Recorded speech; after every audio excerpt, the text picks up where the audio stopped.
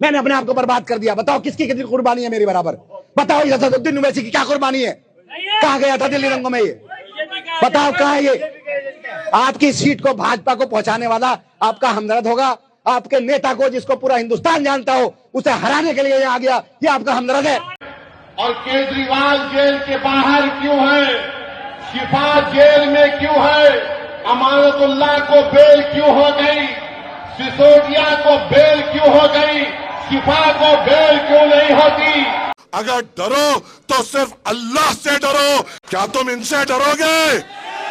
मेरा सदर अपनी कौम पे मरना जानता है। तेरा सदर मुसलमानों पे मर सकता है? ऐसा अपने आप को समझ रहा है कि ओखला का हीरो है। आईने में जाके गौर से देख, तेरी सूरज शक्ति कपूर जैसी है। क्या तुम्हें मेरी बहन के आंसू दिखाई नहीं देते? क्या मेरी बहन के बच्चों के तड़प तुम्हें दिखाई नहीं देती? 5 साल से जेल की सोबत बर्दाश्त कर रहा है मेरा मर्द मुजाहिद। 5 साल से अपने हाथों से अपने बच्चों को ठीक तरीके से गले नहीं लगा पाया। 5 साल से अपने शरीके हयात के साथ बैठकर अच्छी बात नहीं कर पाया। 5 साल से उन जेलों में, उन चार दीवारियों में बैठा है। किसके लिए? आपके लिए ही तो ना। ऐ अरविंद केजरीवाल के दर के गुलाम, कहाँ थी तेरी हिम्मत जब शहाबुद्दीन साहब की मैयत एम्स में पड़ी हुई थी? क्या तू गया था या आका के इशारे के लिए रुके हुआ था? दोस्तों 2025 के फरवरी महीने में दिल्ली में इलेक्शन होने जा रहा है विधानसभा का, जिसको लेकर के अभी वहां सियासी माहौल बहुत ही गरमाया हुआ है। ओवैसी साहब के ऊपर इल्ज़ाम लगा दिए अमानतुल्लाह खान ने। अमानतुल्लाह खान जो आम आदमी पार्टी के तरफ से कैंडिडेट है, जो दिल्ली ओखला सीट से लड़ रहे हैं, ओवैसी साहब के ऊपर इल्ज़ाम लगाया कि वो बीजेपी की बी टीम है, बीजेपी को सीट दिलाने के लिए आए हैं। सबसे पहले अमानतुल्लाह खान का स्पीच सुनेंगे। मैंने अपने आप को बर्बाद कर दिया। बताओ किसकी कितनी कुर्बानी है मेरी बराबर? बताओ असदुद्दीन ओवैसी की क्या कुर्बानी है? कहाँ गया था दिल्ली रंगों में ये? बताओ कहाँ है ये? आपकी सीट को भाजपा को पहुंचाने वाला आपका हमदर्द होगा। आपके नेता को जिसको पूरा हिंदुस्तान जानता हो उसे हराने के लिए आ गया, ये आपका हमदर्द है। ये हमदर्द है? अरे ये हमदर्द नहीं है। पूरा दिन हो गया इसे आधिया। पूरा दिन आपकी वोट को जज्बात के साथ बांटना चाहता है। अभी 25 को फिर आएगा, 27 को फिर आएगा, 30 को फिर आएगा। आपकी सीट भाजपा को देना चाहता है। आपके शहाबुद्दीन खत्म हो गए, मुख्तार अंसारी खत्म हो गए, और बहुत सारे खत्म हो गए। कौन है आपकी लड़ाई लड़ने वाला? आज वोट कटवा पार्टियां दूसरों की मदद करने के लिए, बताओ कैसे जीतेंगे वो? आप सोचो अगर भाजपा जीत गई तो ये 4 मंजिला इमारत रहेगी। आज पानी की शिकायत मुझसे कर रहे हो, मैं दूर कर दूंगा। ये करने आएंगे, झाड़ू लगाने आएंगे, आपकी सीवर साफ करने आएंगे, सड़कें बनाने आएंगे।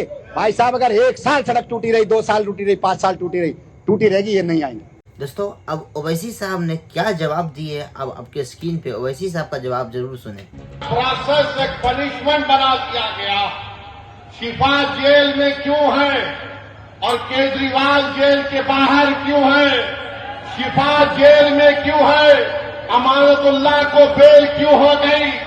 सिसोदिया को बेल क्यों हो गई? शिफा को बेल क्यों नहीं होती? जैन को बेल हो जाती है, ताहर हुसैन को बेल नहीं होती है। बताओ कौन किससे मिला हुआ है? ये आपको 5 तारीख के दिन तय करना है। जो लोग ये आम आदमी पार्टी के कह रहे हैं नहीं वोट कटेगा, अरे 94 से लेकर 2019 तक यहां से अल्पसंख्यक समाज का उम्मीदवार एमएलए बना। अब तुमको बीजेपी कैसे याद आ गई?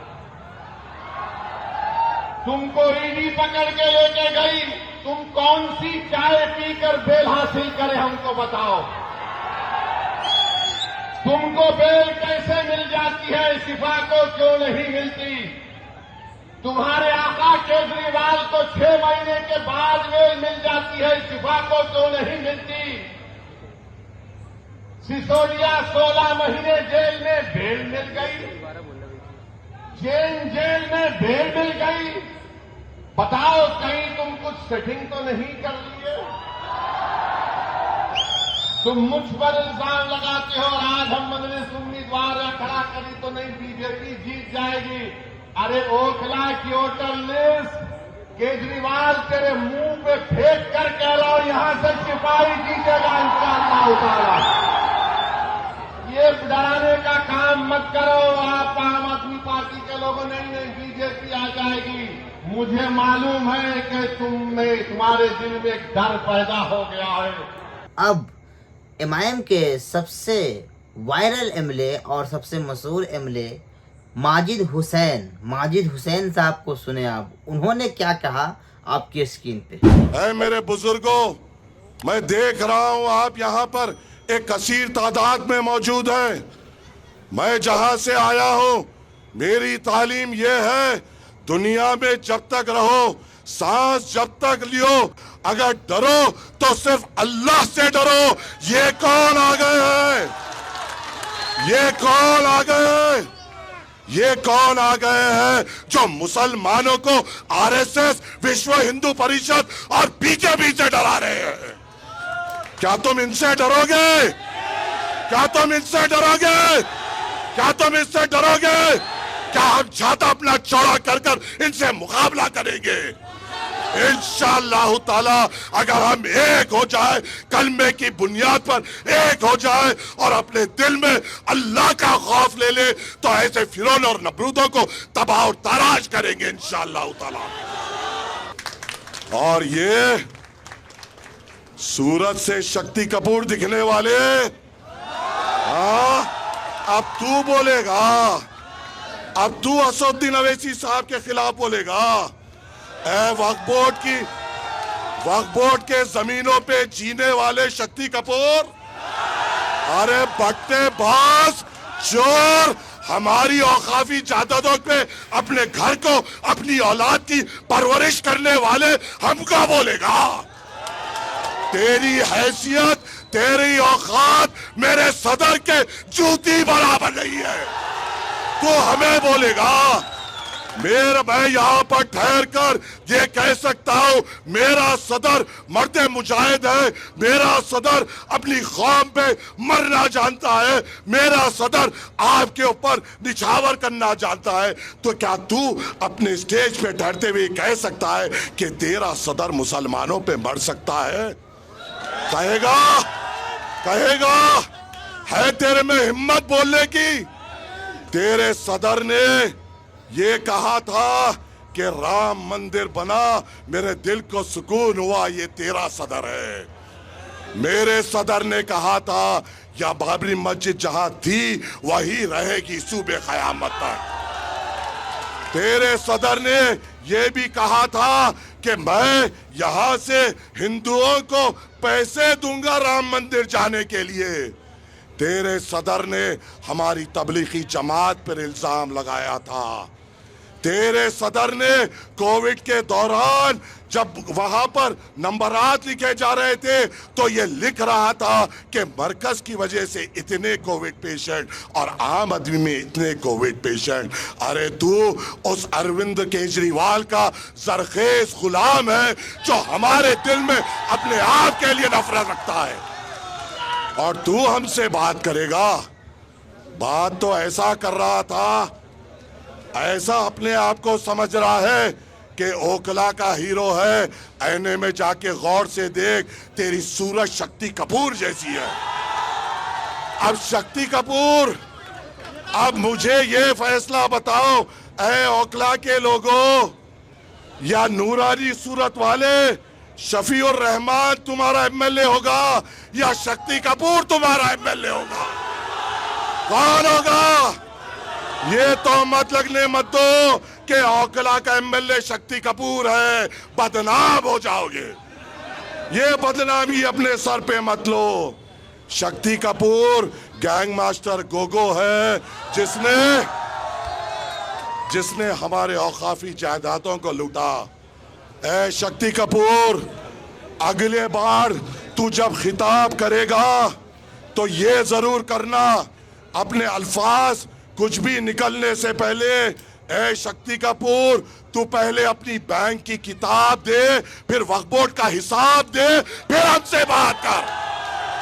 तेरी बैंक का किताब अवाम के सामने रख, तेरे अफराजे खानदान के बैंक की किताब अवाम के सामने रख। औकाफी जमीन जो तूने बेचे, औकाफी जमीन वो होते हैं जो मुसलमान अल्लाह की राह में देता है, अल्लाह के तरफ अपनी जायदाद पेश करता है। जो अल्लाह की जायदाद को लूट लिया वो आपका एमएलए कैसा होगा? कैसा होगा? क्या यह होने देंगे? क्या यह होने देंगे? क्या तुम होने दोगे? याद रखो, हैदराबाद हिंदुस्तान का एक एक मुसलमान ओखला के तरफ देखेगा कि तुमसे यहां से कौन जीतेगा, या एक वो जीतेगा जिसने कौम के लिए जेल की सोबतें बर्दाश्त की, या वो जीतेगा जिसने अल्लाह की जायदादें लूटी। ये आपके तरफ नजर है, ये आपके तरफ नजर है। हम पर इल्जाम, हम पर तोहमत। अरे यहां पे मेरी बहन बैठी हुई है, क्या तुम्हें मेरी बहन के आंसू दिखाई नहीं देते? क्या मेरी बहन के बच्चों के तड़प तुम्हें दिखाई नहीं देती? 5 साल से जेल की सोबत बर्दाश्त कर रहा है मेरा मर्द मुजाहिद। 5 साल से अपने हाथों से अपने बच्चों को ठीक तरीके से गले नहीं लगा पाया। 5 साल से अपने शरीके हयात के साथ बैठकर अच्छी बात नहीं कर पाया। 5 साल से उन जेलों में, उन चार दीवारियों में बैठा है। किसके लिए? आपके लिए ही तो ना। क्या वो वक्फ बोर्ड के लिए अंदर गए थे? वो तो उसके लिए अंदर गए थे जब हमारे मुल्क में हमारी शिनाख्त को मिटाने की कोशिश की गई। आपकी शिनाख्त बचाने के लिए जिस शख्स ने कुर्बानी दी उसकी बीवी यहाँ पर बैठी हुई है। क्या तुम्हें उनके आँख के आंसू दिखाई नहीं देते? क्या उनके बच्चों के दिल की तड़प दिखाई नहीं देती? और ये कहता है कि मुझे वोट दो। अरे तू 2 महीने में चोरी के इल्जाम में अंदर बाहर होने वाले डाकू तू बोलेगा? अगर शफीकुर रहमान जेल से बाहर रहते, खुदा की कसम तेरी जमानत नहीं बच पाती इंशाअल्लाह ताला। मुझे यकीन है। ऐ ओखला के मुसलमानों, याद रखो, इस मुल्क के हालात नाजुक है। दिल्ली में कई सीटें हैं, हम हर सीट पे मुकाबला नहीं कर रहे हैं, हम सिर्फ 2 सीट पे मुकाबला कर रहे हैं। मकसद क्या है? क्या हम 2 सीट से हुकूमत बना पाएंगे? क्या हम 2 सीट जीत जाएंगे तो क्या हमारा मिनिस्टर होगा? मकसद ये है कि 2 तो हो जो हमारी बात कर सके। मकसद ये है कोई तो हो जहां पे उठकर उस ऐवान असेंबली में मुसलमान लफ्ज इस्तेमाल कर सके।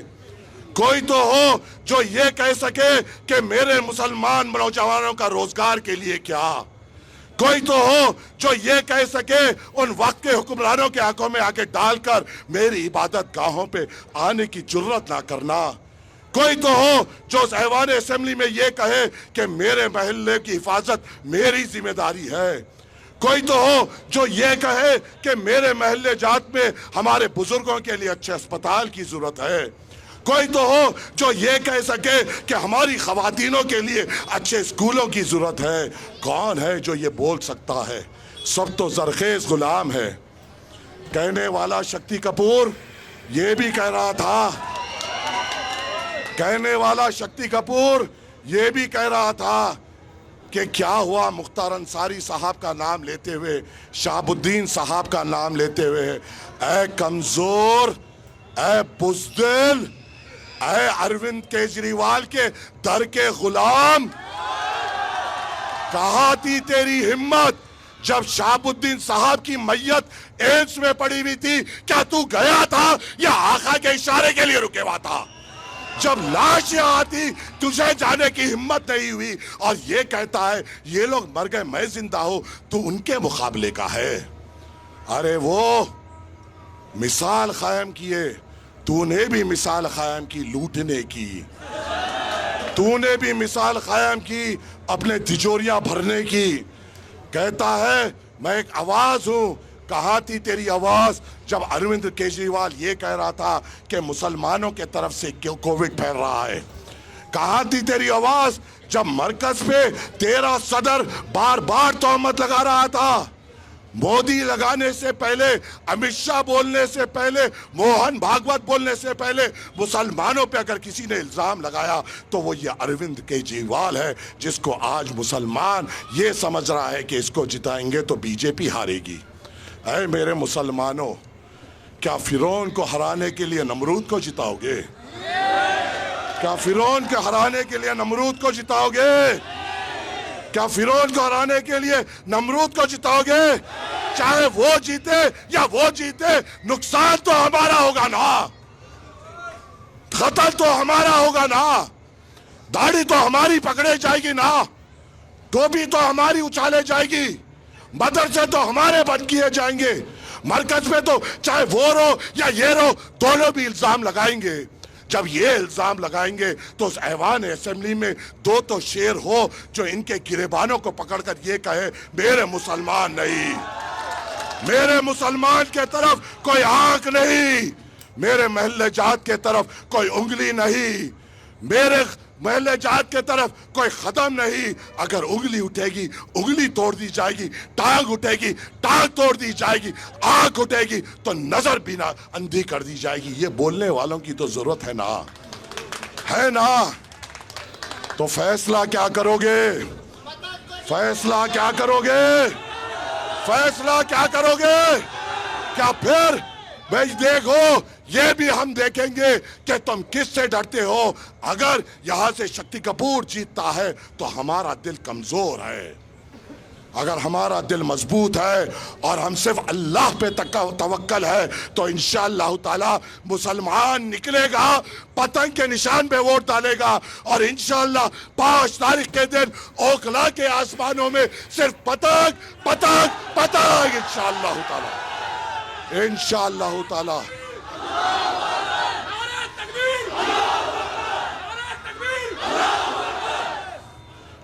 असदुद्दीन अवैसी साहब का पैगाम लेकर आया हूं, असदुद्दीन अवैसी साहब का झंडा लेकर आया हूं, असदुद्दीन अवैसी साहब का चेहरा लेकर आया हूं, उस आदमी की आवाज बुलंद करने की दरख्वास्त करने आया हूं जिसने उस ऐवान पार्लियामेंट में ठहर कर CA NRC का बिल फाड़ा था। बताओ है मेरे गय्यूर मुसलमानों, दादरी पर कौन बोले? आप मुझे बताइए, हर तरफ जहां भी फसादात होते हैं या कोई भी किस्म के हम पर जुल्म होते हैं, कौन बोलते हैं? सिवाय मजलिस इत्तेहादुल मुस्लिमीन के कौन बोलता है मेरे भाई?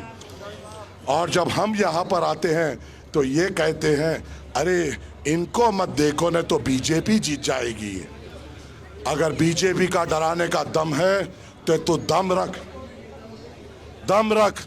और मजलिस इत्तेहादुल मुस्लिमीन आपकी अपनी जमात है, आपकी अपनी ताकत है और इसको ताकतवर करना, मजलिस इत्तेहादुल मुस्लिमीन को मजबूत करना आपकी जिम्मेदारी है। उम्मीद ये करता हूँ कि आप मजलिस इत्तेहादुल मुस्लिमीन को कामयाब करेंगे।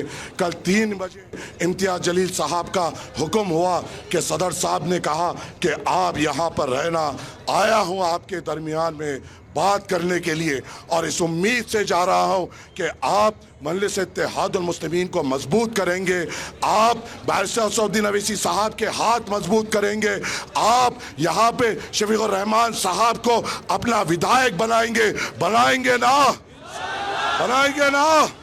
तो दोस्तों सुना आपने, ओवैसी साहब ने भी पलट के जवाब दिए और माजिद हुसैन साहब ने भी पलट के जवाब दिए और ये बताए कि डरना सिर्फ अल्लाह से, मुसलमान किसी से डरता नहीं है, सिर्फ अल्लाह से डरनी चाहिए। ये बीजेपी से क्यों डरेंगे दोस्तों? हम अपने पार्टी को मजबूत क्यों ना करें, हम अपने पार्टी को और हम अपने लोगों को मजबूत क्यों ना करें जो हमारे लिए आवाज़ उठा सके, हर जगह मेंबर ऑफ पार्लियामेंट तक हमारा आवाज़ बन सके। दोस्तों कहीं भी इलेक्शन होता है तो मुसलमानों को ही मेन मुद्दा बनाया जाता है और वहीं से ये डिसाइड होता है और उन्हें डराया जाता है कि बीजेपी आ जाएगी। इसका ठेका सिर्फ मुसलमान ही नहीं लिए हुआ है। दोस्तों इस वीडियो में आप लोग क्या कहना चाहते हैं कमेंट में ज़रूर बताएंगे।